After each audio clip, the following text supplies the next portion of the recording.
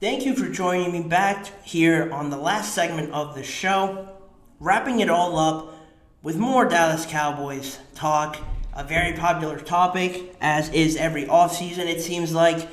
Still on discussing their quarterback right now, Dak Prescott.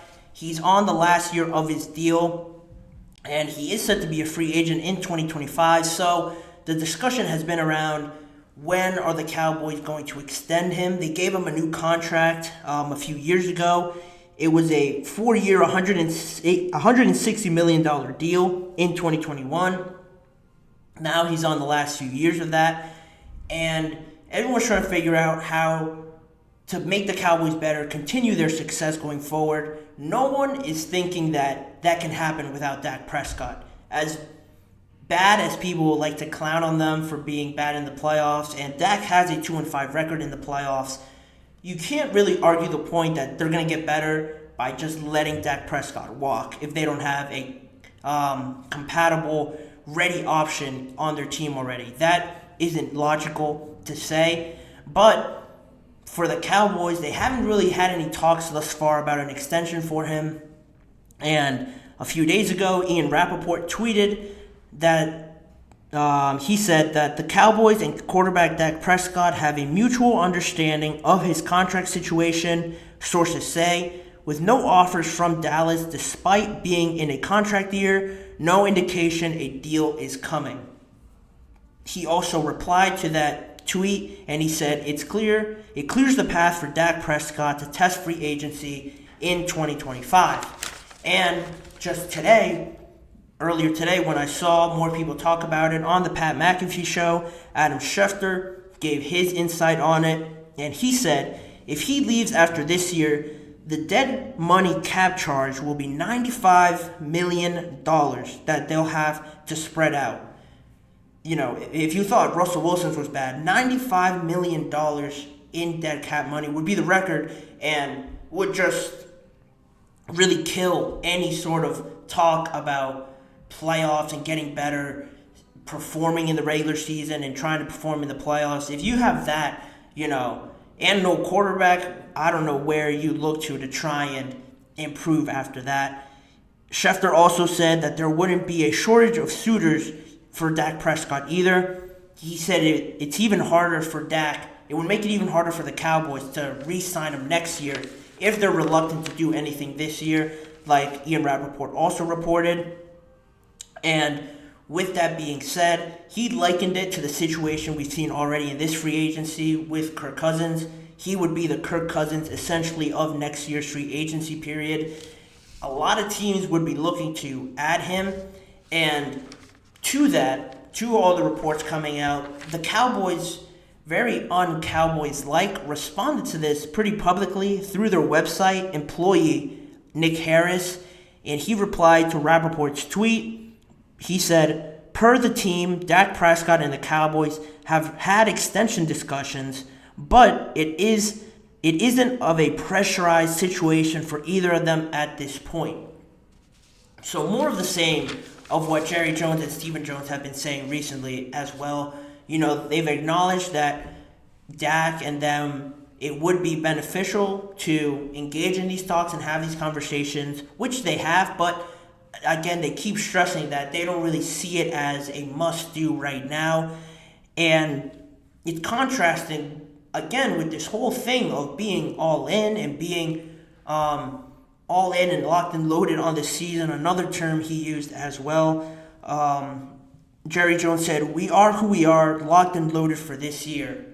That could be, the crazy thing is that's truly what he believes, and not what this situation is painting out to be at all, with everything that they're saying about being all in and stuff like that. You thought that they were going to get this done, move forward, sign players, get better. They're all in on this core group of guys and trying to get them extended and trying to see further success down the line. And now, all in must have been meant like I thought it meant back when they lost against the Green Bay Packers in the playoffs. All in, to me, meant, this is the last chance for Mike McCarthy and Dak Prescott. everything is going to be put in place for them this year, and if they don't perform, it's done for them. Mike McCarthy is in the last year of his contract as well, and that's how I interpreted it when he said something like this. I thought, this is their last chance, and if not, we're going to just move on without them. A lot of people thought it was keeping this core group of guys because Dak has been their quarterback now for a long time, and they've wanted to have success with him, but it hasn't really panned out for him. He's 2-5 in the playoffs. Even after coming off one of his best regular seasons, arguably his best in his career, he led the NFL with 36 touchdown passes, nearly a 70% completion percentage, and had over 4,500 yards passing and only 9 interceptions. At 30 years old, in the prime, a little bit past the midpoint of his prime, if you want to argue that, he's still performing. He's still a top... I could definitely give you top 10 for sure quarterbacks right now for Dak Prescott. He's not as bad as people want to paint him out to be. I just think sometimes there do come these moments where either he doesn't perform or some other players don't step up in the biggest moments. As much as people want to dump on Dak Prescott for playing badly in games, and it is elevated more because he is the quarterback and so much is put on the quarterback, and they are such a big determinant in how these games turn out. I don't think Micah Parsons has stepped up in a playoff game so much that people just fail to acknowledge that he hasn't also lived up to that star status that he has earned in the regular season, but in the playoffs, we haven't seen him have a monster game, impact the game really in any way. And I won't mention CD because he's directly correlated with how well Dak does, and Dak hasn't done well, so in theory, CeeDee's not going to do great because he is dependent on Dak Prescott to play really well, for him to do really well. And with this whole contract situation now looking like they're just going to play it out and essentially move on, I don't see them trying to negotiate again next offseason and offering the amount of money that Dak is looking for because they have contract negotiations coming up with Micah Parsons and CeeDee Lamb. And this was brought to my attention before. If you were to rank them in terms of importance, Dak, unfortunately for him, would be the last one on that list. The Cowboys, Jerry Jones, would want to sign Micah Parsons and give him the contract that he wants in order to stay in Dallas. Same goes for CeeDee Lamb. He's proven to be a very great player in that Cowboys team, really showing that he could succeed with any quarterback that you throw in there. So the odd man out would have to be Dak Prescott because of his salary cap charge. And Dak is owed $55 million in 2024. And I mentioned the dead cap hit after he leaves next season. All of that are just reasons really not to keep him around. And if you aren't to keep him around, and really this is their last opportunity, one, I've been saying this for a while now, I've wanted to see some action and consequences come from the Dallas Cowboys. The way that they were talking about it, it doesn't seem like they were going in that way. But now, this is the first action I've seen from the Cowboys in showing me that they really want to change something about this team. They're really putting hard limitations on performance, and if it doesn't happen this year, then some of you guys have to leave. Some of you guys aren't living up to this. It's been long enough. Some of you guys have to move on because we're trying to see something different. And the guy that you can give up is Dak because you have all the other talent around him. It's not easy. It's not going to be easy to find a replacement for Dak to play at his level. Definitely not in the regular season, but you have to do something. I've been saying that they have to do something to change this because going into season after season and expecting the same thing with no free agents coming in, no real moves, no trades happening, to think you guys are going to end up anywhere different, it's crazy. And we might be seeing a change now going forward with the Dallas Cowboys. And, this leads you to believe also with the lack of negotiations and the lack of movement with Dak Prescott, could this be a reason why the Cowboys haven't really been active in free agency? They've been engaged with Dak Prescott in contract negotiations, and because it hasn't really worked out. They haven't convinced Dak to restructure his contract thus far or agree to a lower salary so far in free agency. Could that be a reason why it's holding them back from signing other players?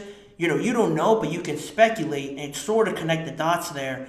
If Dak's really holding firm on a number that he wants in negotiations, they're not able to bring down his price tag.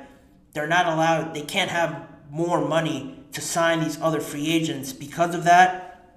That's something to bring up. And it's really a lack of clarity from Jerry Jones as well to make it seem that it is holding them back. And he's being so careful with his words and saying phrases like we're all in, we are who we are, we're locked and loaded for this year. That lack of clarity is just really mudding these waters more. You don't really know where it's going after this point, but with Dak not really expecting a contract extension, the Cowboys being reported to not give that to him at least this offseason, it really makes you think now, like, whoa, like, what's the plan? We never really thought that Dak wasn't going to be a Dallas Cowboy for life.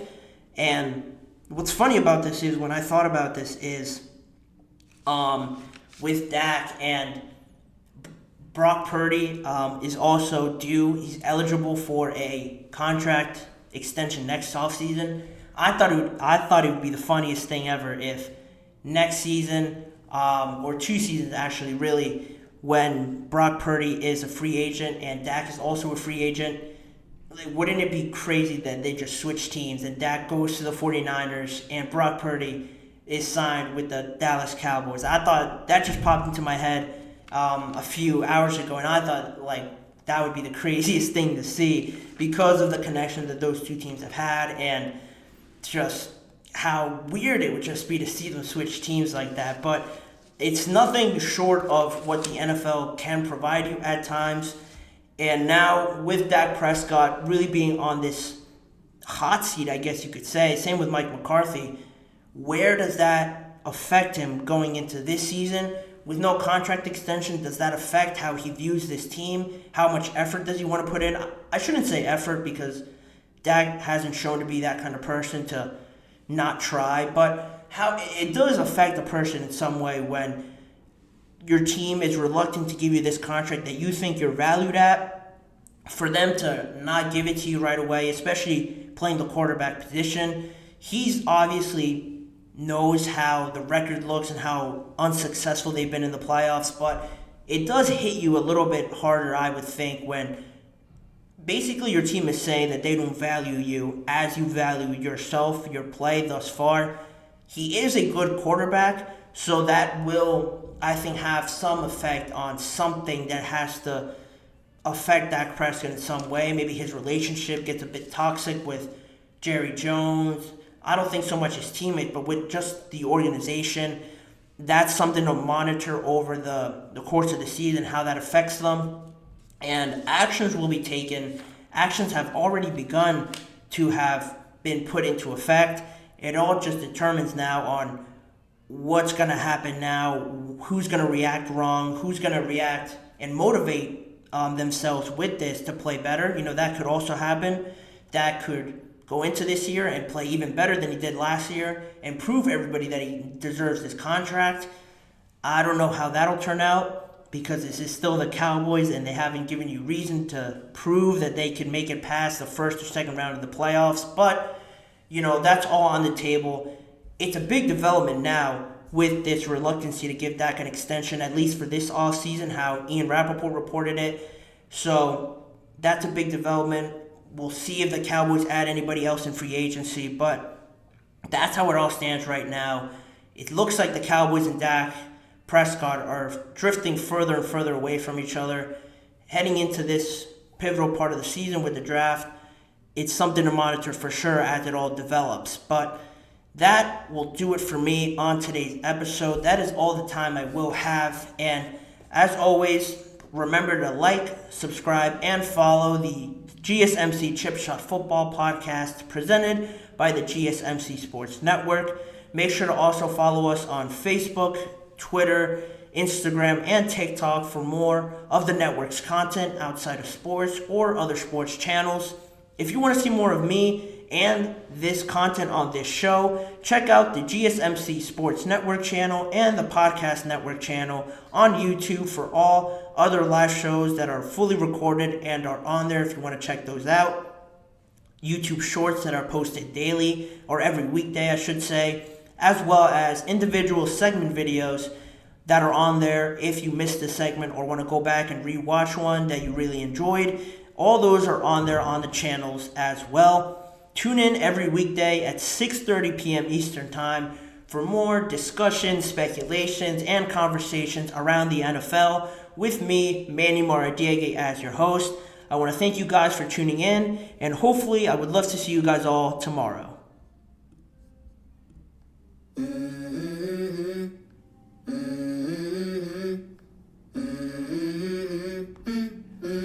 Let's go. I wake up to a little bit of drool on my pillow, feel like it's gonna be a bad day. Yeah, I'm tired of shit, and the coffee ain't hit yet, damn, ain't that great. I don't wanna go.